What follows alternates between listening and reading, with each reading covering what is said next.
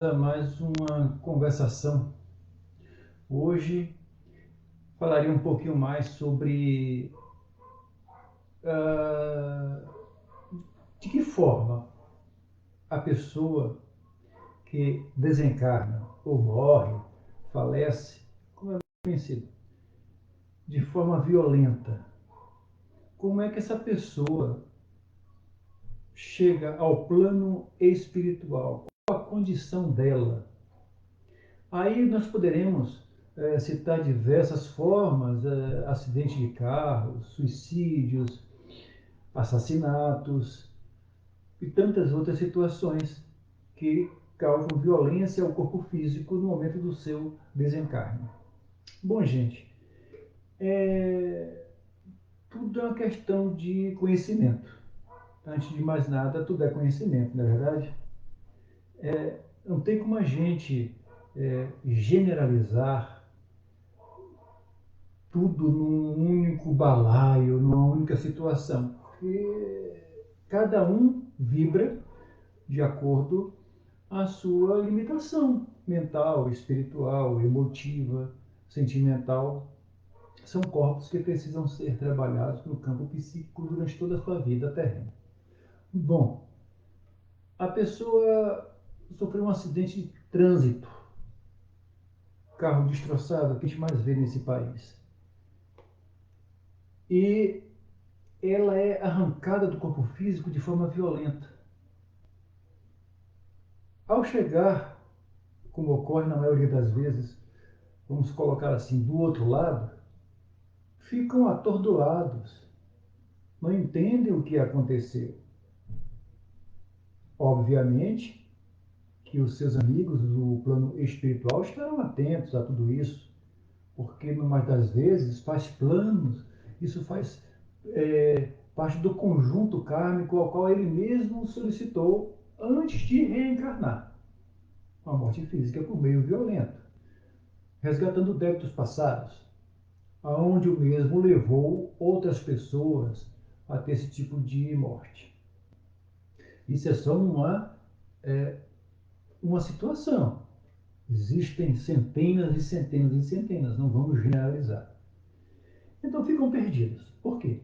Porque não tinham um conhecimento do plano espiritual, porque a religião que professavam era limitada, não explicava profundamente a realidade como ela é. Teve uma vida um pouco mergulhada em tanta ilusão, aonde contraiu débitos, fez inimigos, tanto do lado de cá como do outro lado, e será recepcionado por essas pessoas. Olha só como a coisa tende a piorar para algumas dessas pessoas. A recepção do outro lado, além da perturbação mental, não será nada boa. E olha que nesses tantos anos que nós temos aí trabalhado, que nós temos resgatado muitos irmãos e irmãs em zonas umbralinas terríveis, perdidas, perdidos, não porque faltou o auxílio de Deus, o auxílio dos bons espíritos, é questão de vibração. Ela está ali, revoltada. Aos poucos vai se conscientizando que já não faz mais parte do corpo físico. Aí já causa revolta. Ah, eu não queria partir, não queria deixar filho, não queria deixar marido, não queria deixar meu carro, minha fazenda. Olha a questão psicológica, quanto mais ela se revolta, mais depressiva fica. E no plano espiritual, tudo toma assim uma amplidão imensa. A questão das dores, dos sentimentos, tanto da luz quanto das trevas, amplia-se muito. Há aqueles que, mesmo sem ter tanto conhecimento do plano espiritual, mas teve uma vida tranquila, não se comprometeu tanto. Vamos falar aqui dos ateus, os chamados ateus, aqueles que dizem que não creem em Deus, que não creem em nada, e que são mal interpretados pela imensa maioria. Tem muito ateu, ou seja, que se julga ateu, que tem uma alma translúcida, tem uma mente iluminada, que muita gente que se julga espiritualista, espírita, que não basta crer, minha gente. Eu creio na reencarnação, eu estudo Kardec, eu estudo a Umbanda, eu estudo a Teosofia, eu estudo o Budismo e por aí vai. Muitas das vezes só estuda, né? Porque praticar que é bom, cadê? Bom, chegando do outro lado, colherá o que plantou. Atente para o fato de que quando há uma violência em que o espírito é arrancado do corpo físico, causa muitas vezes sequelas no corpo espiritual. O seu cordão de prata ele é rompido violentamente. Cordão de prata, em muitos casos, muitos chamam de perispírito em algumas escolas espiritualistas. E aquele cordão que ligava, que alimentava aquele corpo físico, sofre também danos no corpo espiritual, porque um é reflexo do outro. Se a pessoa imantada, presa à matéria, chegou a observar o corpo físico destroçado, ou pelo suicídio, ou pelo um acidente de carro, ou seja lá por que for, aquilo cristaliza na mente dela. Cada caso é um caso. No suicídio vem aquele remorso tardio, aquela coisa, aquele arrependimento e o remorso que vai corroer, sabe-se lá por quantos anos. Aquele por um acidente de carro cristaliza aquilo pelo desespero e porque nunca soube nem orar, nem pedir o pão a Deus, fica a esmo, jogado por zonas terríveis, aonde muitas vezes são aprisionados por seres mais perversos ainda. Este vídeo aqui, o que eu estou falando aqui, meus amigos e amigas, é para aquelas pessoas que já têm algum conhecimento do plano espiritual. Eu não estou aqui preocupado se você acredita, se você não acredita. Eu estou passando as minhas experiências, o pouco que eu sei, o pouco que eu estudei. E também isso aqui não é a verdade absoluta de George. É o que eu tenho visto em muito tempo de luta nessa caminhada. Basta a sua intuição aceitar ou não. É um problema seu. Não é um problema meu. Eu estou aqui para alertar, para conversar, para que a gente possa entender mais ou menos como se processa um desencarne brutal, onde muitos ficam perdidos. Mas há aqueles que, mesmo diante de uma queda de avião, ou de um precipício, de um edifício, acidente de carro, essa gente desencarna de forma brutal, mas chega lá, entende a situação, claro que não imediatamente, que ele passa pela aquela fase atordoada, que é normal qualquer um de nós, até ele entender o que aconteceu e aceita tranquilamente. É, tranquilamente entre aspas também, né? Porque aqui, nenhum de nós aqui é um Divaldo Franco, nenhum de nós é um Chico Xavier, não é verdade? Esse sim. Então, depende da sua condição mental, da sua realidade interior. O que você vibra.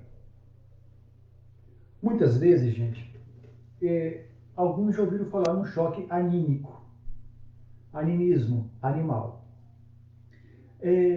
Muitos desses amigos que desencarnam dessa forma, eles são trazidos em mesas mediúnicas para que ele possa sofrer um choque anímico do médium, para que seu corpo perispiritual, o corpo espiritual, possa reorganizar-se, plasmar de novo a sua parte interna, aquelas partes que foram avariadas, destroçadas, que ele cristalizou na mente. Isso ajuda muito a ele se recuperar fisicamente dentro daquela dimensão.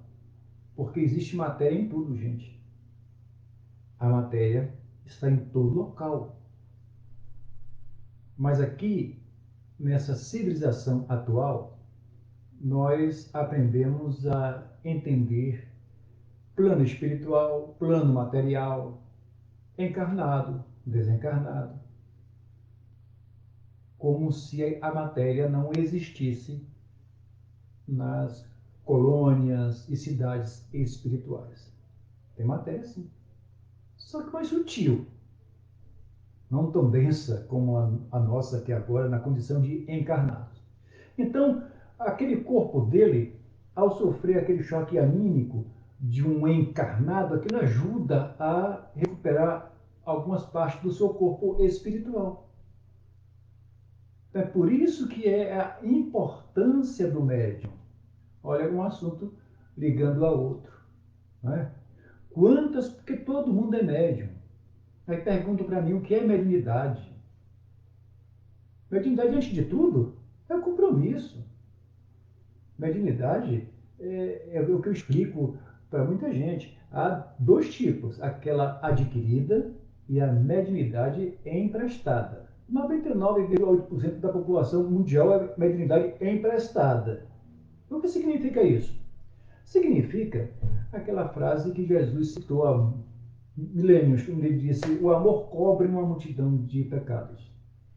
Ou seja, estamos comprometidos com tantos erros acumulados ao longo de tantas encarnações passadas, que solicitamos a mediunidade para que chegar e apagar um pouco aquelas nódoas que corroem a nossa consciência. Aí uns vêm videntes, outros vêm psicógrafos, incorporam, doutrinam, cada um com a sua realidade. Só que chegando aqui no plano físico, mergulham nas ilusões, como todos nós passamos, não é? E, eu não lembro desse compromisso, não. Lembra sim, está no seu inconsciente, mas você sabe que você tem que cumprir. Você sonha em lugares que você nunca esteve, você vê vultos, arrepios, você sente aquela vontade, às vezes, de chorar, às vezes de sorrir do nada, vontade de jogar alguma coisa na parede, ou de agredir, ou de beijar do nada. Precisa estudar mais. Mas as desculpas que você arruma porque está muito nova, vou estudar agora. Quando está para se formar, bom, agora que eu me formei, eu vou ganhar dinheiro. Quando eu terminar, quando eu estiver bem sólido, bem sólida financeiramente, aí sim eu vou dar. Aí quando fica bem sólido, não, agora eu vou viajar. Depois que viaja, que chega aos seus 60, 70 anos, não, agora estou muito cansado para isso, não dá não. Se enganou a vida toda. Voltará em vidas futuras, em situações mais difíceis, para dar cumprimento ao que foi postergado. Ou seja, médiuns irresponsáveis são esses. Não estou falando aqui de quem usa sua mediunidade para fazer o mal. Isso aí já é lugar comum, né? A gente já sabe as consequências. Aqueles que trabalham com seres vampirescos, que trabalham com amarrações para destruir fulano, ciclano, já citei isso em outros vídeos. Então não vou me repetir. Vamos focar aqui com relação a essas mortes violentas, aonde a participação do médium é importantíssima para o auxílio a essas pessoas. Gente, não se engane mais. Você é médium, sim. Eu nunca incorporei. As pessoas acham que mediunidade é só aquela pessoa que está incorporando irmãos ou espíritos, como queiram dar o nome. Mediunidade é vasta. Doutrina, psicógrafa, vidente. O próprio oráculo, qualquer que seja, aquela pessoa capacitada, que sente a energia daquela corrente que a cerca, que mostra para ela, que ela consegue ver telas futuras, presentes daquela pessoa que está sendo consultada, tudo isso é mediunidade. Agora, se você usa a mediunidade para enganar, mentir, roubar, fazer acontecer, problema é teu. Né? Quando é séria, é uma coisa. Quando se fala seriedade também, não quer dizer que você vai fazer algum trabalho, que precisa se fazer algum trabalho em algumas religiões que tem por aí, e que se precisa se cobrar por determinado. Isso não é errado, não. Não tem nada de errado. Vamos deixar a hipocrisia de lado. né? Vamos ser realistas.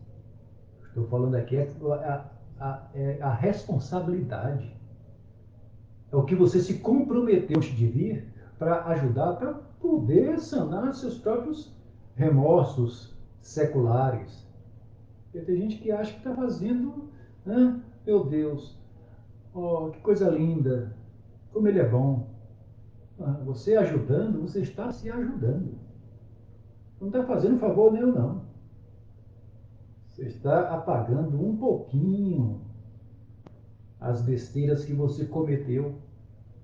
O amor cobre uma multidão de pecados, já dizia Jesus. Uma parábola esotérica, pouca gente entende, né? Mas é por essa linha aí. Quantos ainda estão, quantos ainda estão vagando por este planeta, tanto aqui pela Terra como nas suas trevas, em zonas terríveis da outra dimensão? Tem gente, pasmem, o que tem de soldados da Segunda Guerra Mundial perdidos, escondidos, que acreditam que ainda estão em guerra. Olha há quantos anos já se fazem isso. Uns guerreando contra outros.